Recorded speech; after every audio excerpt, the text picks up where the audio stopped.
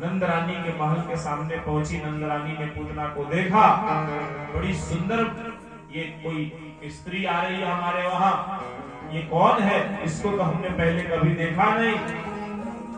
पूछती नहीं, यशोदा मैया बहन आपको तो मैंने कभी देखा ही नहीं, आप कौन हो?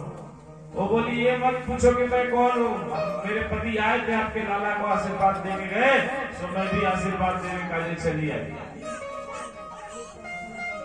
अब मैया जैसे सुनी कि आशीर्वाद देने के लिए आई है, तो माता बोली ठीक है जल्दी जाओ आशीर्वाद दो। पूतना भी मन में कहती है ऐसे आशीर्वाद दूंगी फिर कभी देने की जरूरत ही नहीं पड़े। और जैसे पूतना धीरे धीरे चल के कन्हैया के पास पहुंची, कान्हा जी समझ गए कि पूतना ग्रह आ रही। कान्हा ने तुरंत नैन बंद कर लिया, डर करके कन्हैया पालने में सो रहे थे इसलिए नैन बंद कर लिए, क्योंकि पूतना की तरफ दृष्टि अगर डाल दें तो पूतना जल करके राख हो जाए। पूतना विद्या है और कृष्ण ब्रह्म है, ब्रह्म के सामने कोई भी अविद्या टिकती नहीं, इसलिए नैन बंद कर लिया।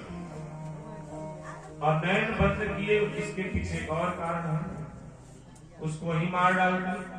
लेकिन पूतना के अंदर दो इच्छा है, क्योंकि ये पूतना जब पावन भगवान का अवतार हुआ था उस समय राजा बलि की पुत्री के रूप में उसके दरबार में थी। और जैसे ही पावन भगवान छोटे छोटे कदमों से चलते हुए गए, तो इसका नाम था रत्नमाला।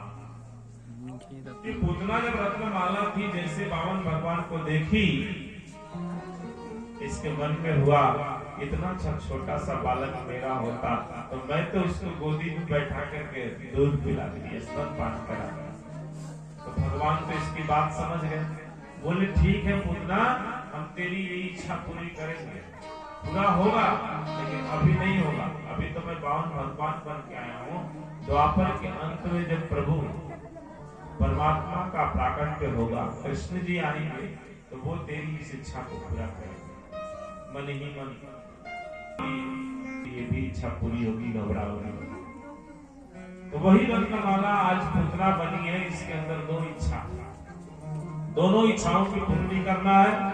पूतना गई, कन्हैया को उठा करके ले जा करके नंद रानी के महल के पीछे लेके पहुंची और वहां पर स्तनपान कराने लगी। कन्हैया स्तनपान करने लगे, दूध पी रहे, और दूध पीते पीते फिर उसके बाद पूतना दूसरा स्तनपान करा रही है, जिसपे विष लगाई है, जहर पिला रही है।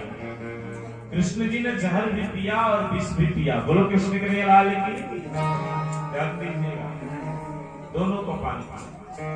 और जब विष पान करने लगे, विष पान करने के बाद कन्हैया पूतना के प्राणों को भी खींचने लगे। प्राण अपान बयान उदान तिलकम देवदत्त धनंजय ये सब जोड़ होने लगी और विनती करने लगे, छोड़ डाला, छोड़ छोड़ छोड़ कन्हैया बोले हमें तो बस पकड़ वो आगे छोड़ वो ना, और जिसको पकड़ लेते हैं उसका कल्याण करके ही छोड़ते हैं। बोलो कृष्ण के लाल।